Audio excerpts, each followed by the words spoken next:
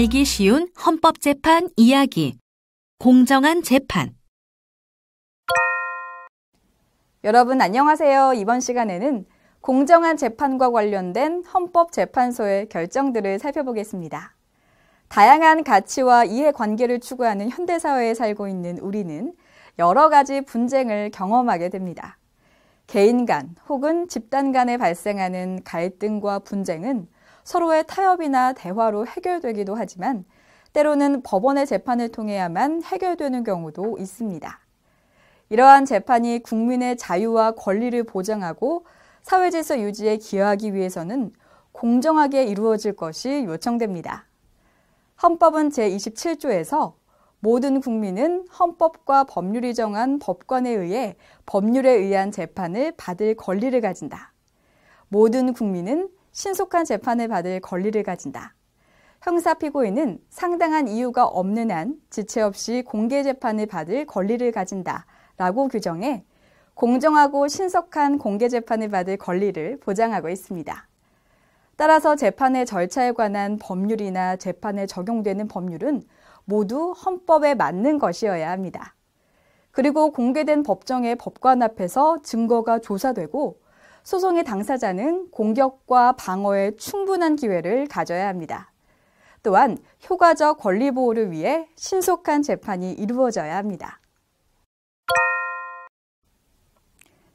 이번 시간에는 구속 피고인의 변호인 접견 제한 위헌 결정을 비롯해 6개의 헌법재판소 결정들을 통해 공정한 재판을 받을 권리의 구체적인 내용에 관해 자세히 살펴보겠습니다. 자, 그럼 시작해볼까요?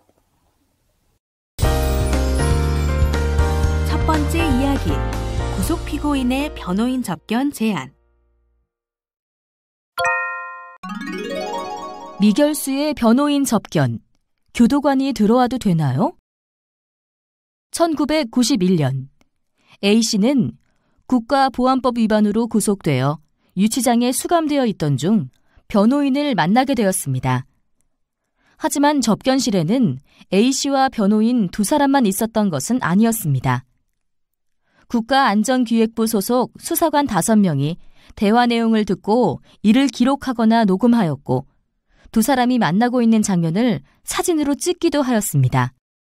화가 난 A씨와 변호인은 비밀이 지켜지지 않는 이와 같은 상태에서는 제대로 접견을 할 수가 없다고 생각하였고 두 사람만 따로 만나길 요청하였습니다. 하지만 이들의 요구는 거절당하고 말았습니다. 아직 유죄 판결이 확정되지 않은 미결 수용자의 경우에도 수용자와 마찬가지로 접견을 제한할 수 있도록 한 당시 행영법 조항 때문이었는데요. 미결 수용자인 A씨와 변호인 사이의 접견을 제한하는 행영법 조항은 A씨의 기본권을 침해하는 것일까요? 형사재판을 받는 피고인이라 해도 유죄 확정 판결을 받기 전에는 무죄로 추정됩니다. 무죄 추정을 받는 피의자나 피고인이 구속 상태에서 받을 수 있는 여러 불이익을 제거하고 구속제도가 악용되지 않도록 헌법은 변호인의 조력을 받을 권리를 보장하고 있습니다. 신체 구속을 당한 사람이 변호인의 충분한 도움을 받게 해주려면 무엇보다도 변호인과 충분한 상담을 할 수 있도록 해주어야 합니다. 변호인은 구속된 사람과 접견을 통해 현재 상황을 설명하고 적절한 대응책을 마련하는데 대화 내용의 비밀이 완전히 보장되고 부당한 간섭 없이 자유롭게 대화할 수 있는 상황에서만 제대로 된 상담이 가능합니다. 그러나 교도관이나 수사관 등 관계공무원이 가까이에서 감시하면서 이러한 대화 내용을 듣거나 녹취하고 사진을 찍는 등 불안한 분위기를 조성한다면 변호인과의 자유로운 접견은 방해될 수밖에 없습니다. 변호인과의 자유로운 접견은 신체 구속을 당한 사람에게 보장되는 변호인의 조력을 받을 권리의 가장 중요한 내용이므로 어떠한 명분으로도 제한될 수 없습니다. 따라서 형이 확정되지 않은 미결 수용자의 변호인 접견을 제한하는 행형법 조항은 A씨의 변호인의 조력을 받을 권리를 침해하여 헌법에 위반됩니다. 여기서 잠깐.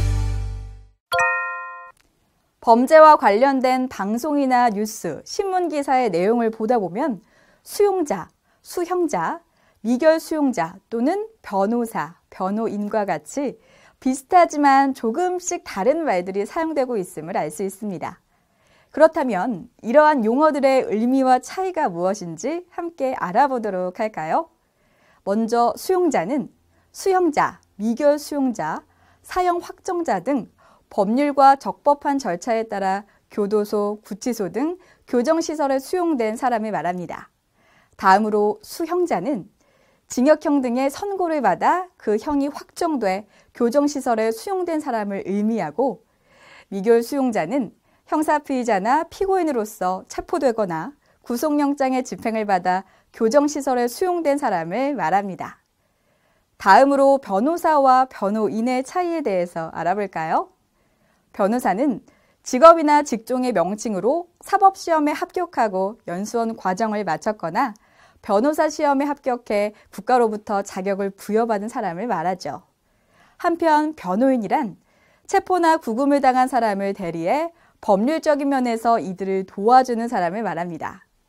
형사소송법상 피고인 또는 피의자의 경우 변호사 중에서 변호인을 선임하는 것이 원칙이지만 예외도 인정됩니다. 두 번째 이야기, 변호사 접견실의 차단시설. 수형자와 변호사 사이에 답답한 차단막, 꼭 있어야 하나요? A씨는 유죄 판결을 받고 교도소에 수용 중인 수형자입니다. A씨는 교도소 안에서 이루어지는 신체 검사가 위헌이라고 생각하여 헌법 소원을 제기하였고, 이 소송을 맡아준 변호사 B씨와 상담을 하게 되었습니다. 그리고 A씨는 담당 교도관에게 접촉 차단 시설이 없는 접견실에서의 만남을 요청했죠. 그러나 교도소 측은 수용자들은 원칙적으로 접촉 차단 시설이 설치된 장소에서 접견해야 한다고 규정된 대통령령 조항을 내세우며 A씨의 요구를 받아들여주지 않았습니다. 결국 A씨는 창살을 사이에 두고 양면에 유리벽이 설치되어 마이크와 스피커를 통해 대화를 해야 하고, 영상 카메라가 설치된 접견실에서 변호사 B씨를 만날 수밖에 없었습니다. 답답해. 이런 차단막 좀 없는 곳에서 만날 수 없을까? A씨와 변호사 B씨의 자유로운 접견을 제한하는 것은 A씨의 기본권을 침해하는 것일까요? 교도소 내의 수용자라고 하더라도 헌법소원 등 재판 청구를 위해 변호사를 만나야 하는 경우가 있습니다. 이때 수용자와 변호사 사이의 접견 교통권은 재판 청구권에 의하여 보장됩니다. 그런데 차단시설이 가로막고 있는 상황에서 수용자와 변호사는 복잡한 서류 등을 함께 확인하며 정확하고 효율적으로 재판을 준비하기가 어렵습니다. 특히 교도소 내의 문제로 국가를 상대로 소송을 하는 경우에는 소송의 상대방인 교도소 측에 자료가 노출될 위험이 커지므로 대등한 조건에서 재판을 진행하기 어렵게 됩니다. 물론 변호사 접견 제도를 악용하려는 사례가 있을 수 있습니다. 하지만 차단시설이 없는 곳에서의 접견을 원칙으로 하고 교도소 내의 규율과 질서를 해칠 위험이 있는 경우라고 판단되면 예외적으로 접촉 차단 시설이 있는 곳에서 접견하도록 하는 방법으로도 이러한 위험을 충분히 방지할 수 있습니다. 그러므로 접촉 차단 시설이 설치된 장소에서 변호사를 접견하도록 한 대통령령 조항은 A씨가 누려야 할 재판 청구권을 침해하여 헌법에 위반됩니다. 세 번째 이야기, 수용자와 변호사 사이의 접견 내용 녹음. 변호사와의 상담 내용을 녹음했다고요? A씨는 특수강도 강간죄 등으로 징역 8년을 선고받고 복역 중인 수형자입니다. A씨는 교도소 안에서 머리를 자유롭게 기르지 못하도록 하는 것이 위헌이라고 생각하여 헌법소원을 제기하였고, 소송 대리를 맡아준 변호사 B씨를 만나게 되었습니다. 그런데 A씨는 B씨와 상담을 마친 후 둘 사이의 대화 내용이 녹음되었다는 사실을 알게 되었죠. 뭐라고요? 우리 대화 내용이 녹음되었다고요? 이건 교도소장이 저희 헌법소원 심판 청구를 방해하려 하는 것 아닌가요? 그렇다면 수용자와 변호사 사이의 접견 내용을 녹음한 행위는 A씨의 기본권을 침해하는 것일까요? 수용자의 재판 청구와 관련한 변호사 접견은 재판 청구권에 의하여 보호됩니다. 그런데 수용자와 변호사 사이의 접견 내용을 녹화하게 되면 접견 내용이 외부에 알려질 수 있으므로 수용자는 상담 과정에서 위축될 수밖에 없습니다. 특히 소송의 상대방이 교도소와 같은 구금시설이고 그 내용이 구금시설의 부당 처우를 다투는 경우에는 더욱 심각한 결과를 초래합니다. 교도소 측의 소송 내용이나 계획이 그대로 노출될 경우 당사자가 서로 대등한 위치에서 재판을 받을 수 없게 될 위험이 있습니다. 변호사가 수용자와 모의에 불법 행위를 할 우려가 있지 않느냐는 지적이 있지만 변호사에게는 엄격한 직무의 공공성과 윤리성이 요구되고 직무 수행에 요구되는 의무를 위반할 경우 처벌의 강도가 높다는 점을 생각해 보면 그럴 가능성은 거의 없다고 할 수 있습니다. 그러므로 교도소장이 A씨와 변호사 사이의 접견 내용을 녹음한 행위는 A씨의 재판 청구권을 침해하여 헌법에 위반됩니다. 네 번째 이야기, 성폭력 범죄 피해 아동의 진술, 영상 녹화물, 증거 채택. 증인은 법정에 나와서 진술해야 하는 것 아닌가요? A씨는 8세와 9세 어린이를 강제추행한 혐의로 법원에서 재판을 받게 되었습니다. 그런데 재판을 받던 중 피해 아동들이 직접 법정에서 진술하지 않는 대신 피해 아동들의 진술이 담긴 영상 녹화물이 증거로 신청되었습니다. 법원은 구 아동 청소년의 성보호에 관한 법률 조항에 따라 이 영상 녹화물을 증거로 채택하였고 이를 바탕으로 A씨에게 유죄를 선고하였습니다. 아니, 이건 말도 안 돼. 나도 증인한테 직접 물어보고 싶은 게 있는데. 이 사건에 적용된 증거 채택에 관한 법률 조항은 헌법에 위반되는 것일까요?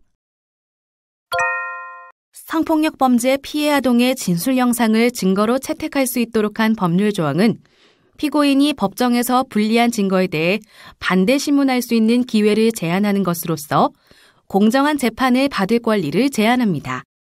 그러나 성폭력 범죄 피해 아동이 법정에서 피해 경험을 진술하도록 하는 것은 피해 아동에게 심리적, 정서적, 외상과 충격을 입힐 수 있습니다. 따라서 이러한 충격으로부터 피해 아동을 보호하는 것은 그 정당성이 인정됩니다. 그리고 성폭력 범죄 피해 아동의 진술 영상을 증거로 채택할 수 있도록 한 법률 조항은 피고인의 형사 절차상 권리의 보장과 성폭력 범죄 피해 아동 보호 사이의 조화를 도모한 것으로 피고인의 반대 신문을 전적으로 금지하는 것은 아닙니다. 즉, 법원은 영상 녹화물에 수록된 진술의 신빙성, 피해 아동의 연령, 출석 의지, 피고인 주장의 합리성 등 사정을 고려하고 피해 아동의 보호를 포함한 여러 가지 관련 이익을 비교하여 피해 아동을 증인으로 불러 신문할 수도 있습니다. 그리고 이 경우 피고인은 증인 신문에 참여할 수 있게 됩니다. 또한 성폭력 피해 아동을 법정에 불러 거칠고 날선 질문을 하는 것보다는 사건 초기의 생생한 기억 속에서 이루어진 진술을 영상 녹화한 후 이를 아동 진술 전문가나 심리학자 등에게 분석하게 하여 신빙성을 검증하고 피해 아동과 조사 과정에 함께 있었던 신뢰관계 있는 사람을 통해 영상 녹화가 제대로 되었는지 확인하는 것이 진실의 발견에 보다 효과적일 수 있습니다. 이러한 사정들을 고려해 볼 때 성폭력 범죄 피해 아동의 진술 영상을 증거로 채택할 수 있도록 규정한 법률 조항은 피고인의 공정한 재판을 받을 권리를 침해하지 않으므로 헌법에 위반되지 않습니다. 다섯 번째 이야기, 정신병원 수용자의 즉시 양고 제기 기간. 정신병원에 갇혀 있는데 3일 안에 즉시 항고를 하라고요? A씨는 편집성 정신분열병으로 3년째 병원에 수용 중입니다. 이해할 수 없어요. 내 뜻과는 관계없이 나를 정신병원에 가둬놓다니. 법원에 구제 청구를 하겠습니다. 하지만 구제 청구는 받아들여지지 않았습니다. A씨는 법원의 기각결정 우편물을 받자마자 이에 승복할 수 없으니 다시 판단해달라는 즉시 항고장을 작성하였습니다. 병원 밖으로 나갈 수 없었던 A씨는 간호사에게 즉시 항고장 송부를 부탁하였습니다. 간호사님, 이것 좀 우편으로 법원에 보내주세요. A씨가 부탁한 즉시 항고장은 4일 후에나 법원에 도착하였습니다. 담당 판사는 병원에 있는 구제 청구자에게 즉시 항고를 제기할 수 있는 기한을 3일밖에 주지 않는 인신보호법 조항이 헌법에 위반되는 것은 아닌지 의구심을 가지게 되었습니다. 과연 이러한 즉시 항고 기간 제한 조항은 헌법에 위반되는 것일까요? 재판을 청구할 수 있는 기간을 정하는 것은 원칙적으로 국회가 정책적 판단에 따라 결정할 문제입니다. 그러나 국회가 만든 법률이 현실적으로 권리구제를 받을 수 있는 방법을 보장하지 못한다면 그러한 법률은 헌법에 위반됩니다. 정신병원 등에 갇혀있는 피수용자는 수용이 위법하게 이루어졌다거나 더 이상 자신을 수용할 사유가 없다고 주장하면서 인신보호법에 따라 법원에 구제를 청구할 수 있습니다. 이러한 구제 청구자는 자기 의사에 반하여 수용시설에 수용된 사람으로 자유가 제한된 상태입니다. 따라서 법원의 결정에 불만이 있는 경우에 자신이 직접 법원에 가서 즉시 항고장을 접수할 수는 없고 다른 사람이 대신 접수해주거나 우편을 이용하여 접수할 수밖에 없습니다. 하지만 외부의 다른 사람의 도움을 받아 접수하는 방법은 외부인의 호의와 협조가 필수적입니다. 우편으로 보내는 방법은 즉시 항고장을 작성하는 시간과 우편물이 법원에 도착하는데 소요되는 시간이 필요하기 때문에 이러한 상황을 고려하면 3일이라는 기간은 충분하다고 보기 어렵습니다.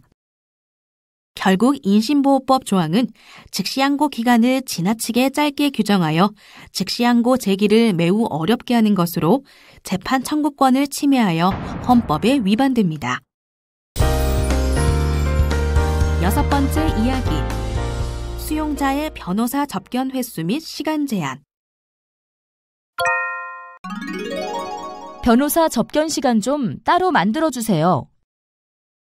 유죄 판결이 확정되어 교도소에 수용되어 있는 A씨는 교도소에서 또 다른 민사소송을 진행하고 있었습니다.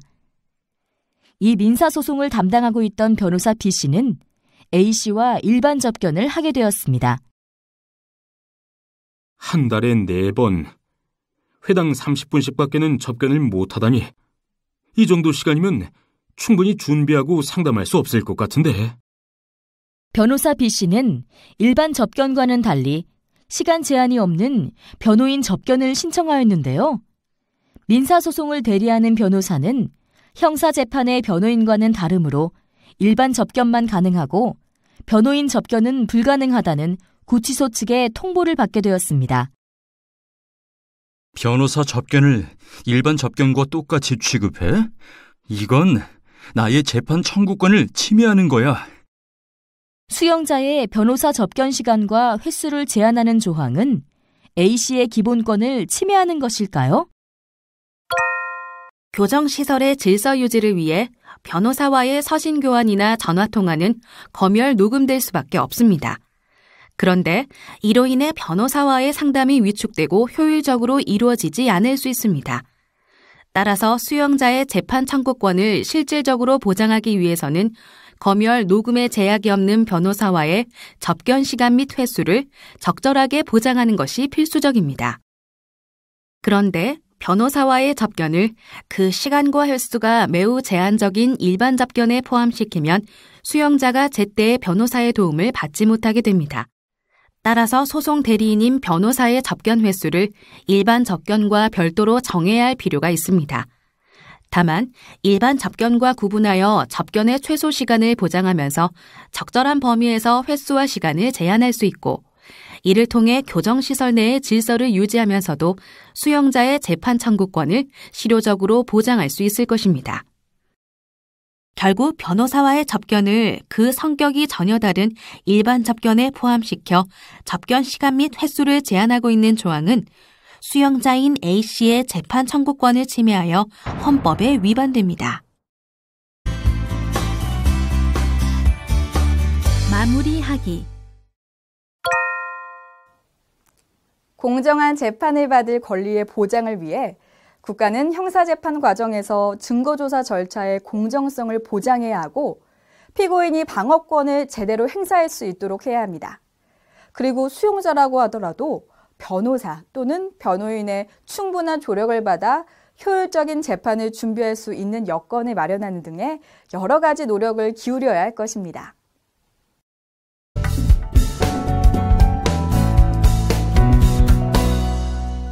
지금까지 공정한 재판에 관한 헌법재판소 결정에 대해 살펴봤습니다. 감사합니다.